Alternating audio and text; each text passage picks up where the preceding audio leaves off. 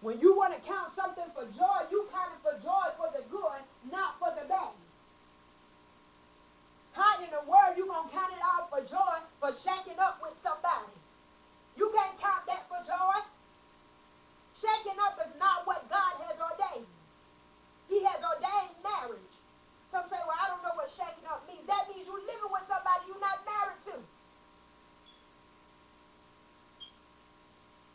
Some say, well, I feel bad because I spend the night with my boyfriend or my girlfriend. Spending the night with somebody is totally different.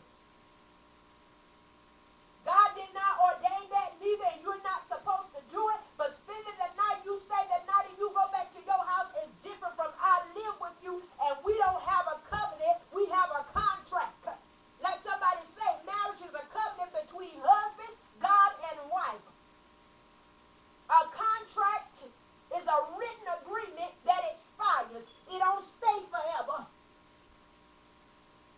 That means he can get up in a day and leave, and men is prone to leave faster than a woman will. You're going to get your heart broke because he's going to get up one day and leave and marry somebody else. If he do marry you, he might come in as that status quo of mentally, emotionally, or physically at one point in time, I'll begin to abuse you. In other words, that means I'll start talking to you like you some kind of puppet on a chain. I'll start disrespecting you. Don't start talking about your worth and your value. Then after you done shake with him all them years and then you turn around and marry him. And then tell my Lord, I'm going through so many troubles, I can't count it all for joy. You can't count it all for joy because you didn't wait to get the joy to count on. You took it upon yourself to go faster than what God intended for you to go, and you can't count no joy on shacking. Where you going to count the joy to? There's no joy in that. Wait. Some of you keep saying, I want to make so bad. That's why the reason you want to make so bad is because you have not yet recognized your worth and your value. You are not spending the time with God and in God like you should be. Because if you was, you wouldn't want to make so bad. A mate wouldn't be on your mind so bad. Yes, you get lonely. Yes, you want to make love. Yes, you want to have that person beside you. But do something for God to get what you desire. You want all of this stuff, but you have not yet moved for Jesus.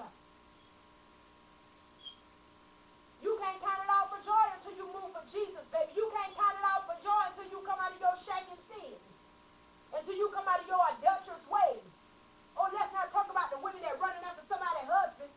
Looking up in somebody's husband's face. Baby, that man will never be yours. He will only play you for a sex call at night. And when he finishes, baby, he will be done through and that will be it. You will have been the foolish woman. Did you not read the story of David and Bathsheba? If you didn't, go read it. I don't care what lies a married man gives you. Stay away from him. He is not fit to be with you because God gave him to somebody else. He was fit to be with that person, and sometimes they just stick themselves together and plaster and glue themselves together, and they don't mean they necessarily fit, but it don't matter. The point is, God didn't give them to you, so you have no business messing with that woman's husband.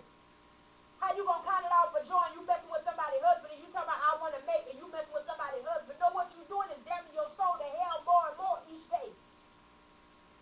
You're not perfect, but you're wise. And then once you get married, you start crying and complaining and moaning about somebody messing with your husband because you messed with somebody else's when you had no business doing it. You reap what you sow. It's called karma. It comes back on you. That's why it tells the man in Proverbs chapter 6 and 7, leave the adulterous woman alone. Stray far away from her as you can. I don't care how good she look or how good she smell. You know you married, you ain't got no business going near her.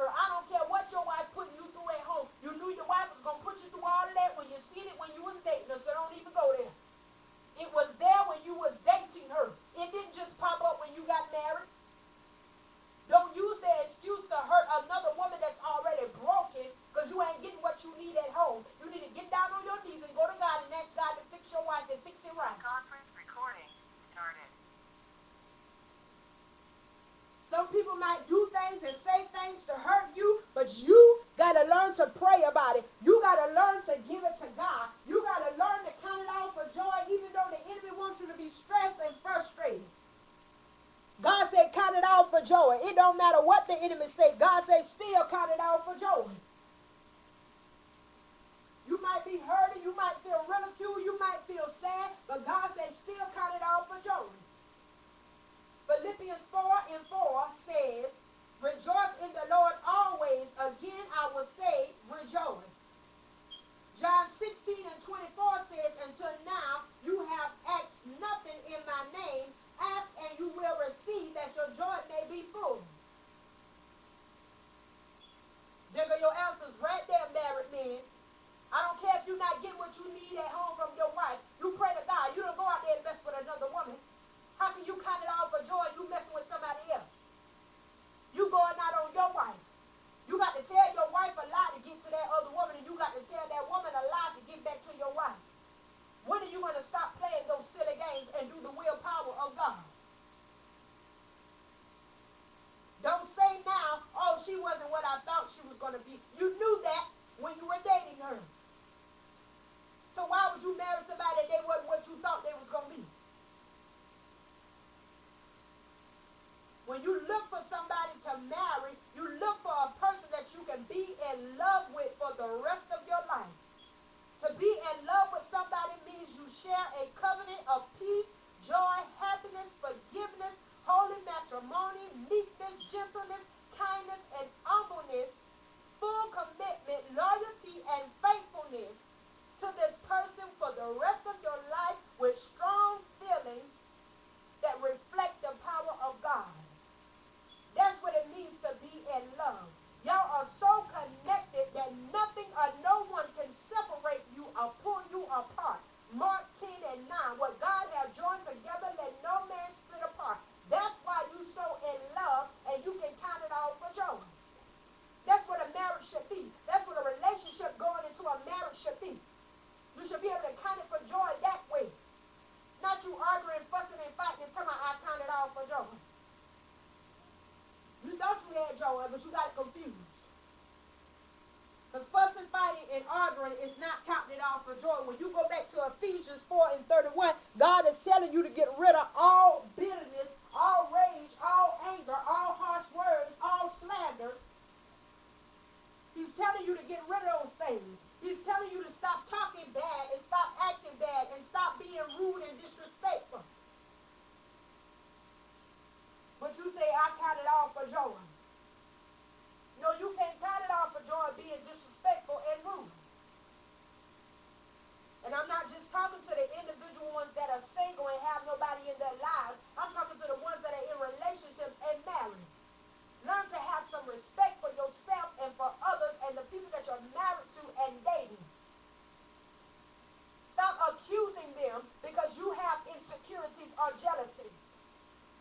How can you count that all for joy? You can't.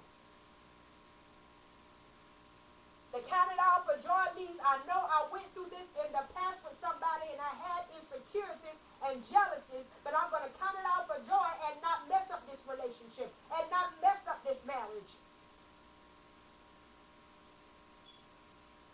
Count it all for joy and trust my God and know that He's able. Even though you hurt, still smile. Even though you've been through in life, still smile. Even though you may have messed up in situations and areas that you shouldn't have been in, still smile. And count it all for joy. Some of y'all that are still in your same situations, it's time out. You need to ask yourself, when are you going to change and make a better life? When are you going to stop doing the worldly things that you are doing and make a better life? And some of y'all women need to stop having low self-esteem and know your worth and your value. I tell these women, if you are in the Florence area and you need to see me for some counseling, baby, come on. And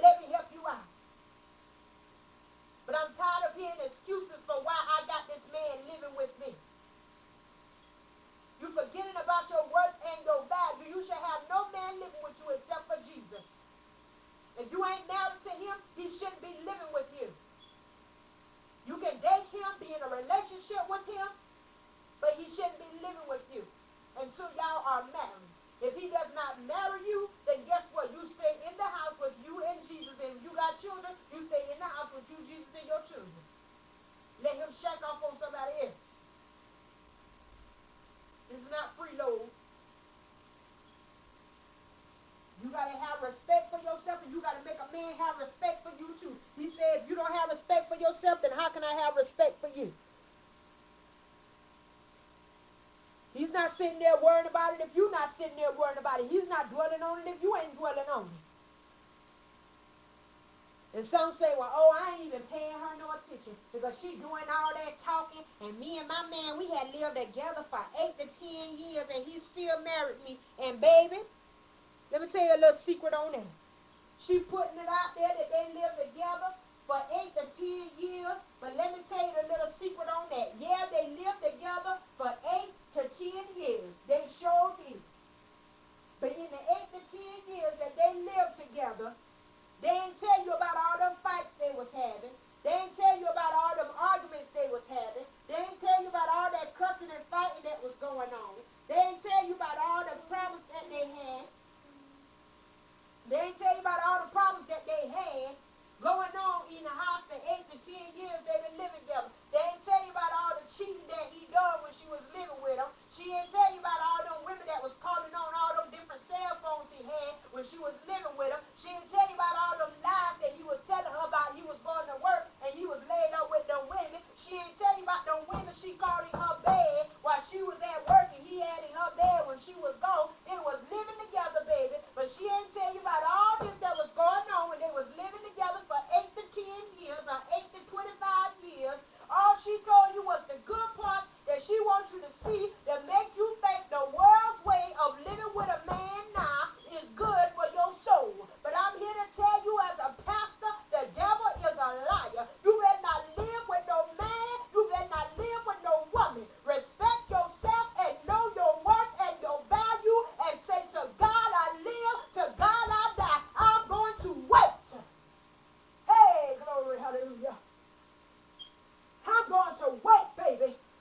You might tell me all the stuff you want to tell me about the benefits of what you say living with a man or a woman shall be, but I'm going to wait because I want to count it all for joy. And if I live with him or her, I can't get no joy. Hey, glory, hallelujah. Woo, somebody better shout on that glory. Hey, glory, hallelujah.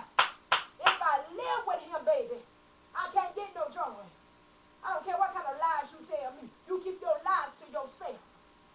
But Jesus told me it wasn't going to work like that. And guess what? Whatever Jesus told you was right, and whatever she told you was a fix-it, quick lie. You ain't getting no happiness out of living with nobody. What you going to get is a messed up relationship and tears in your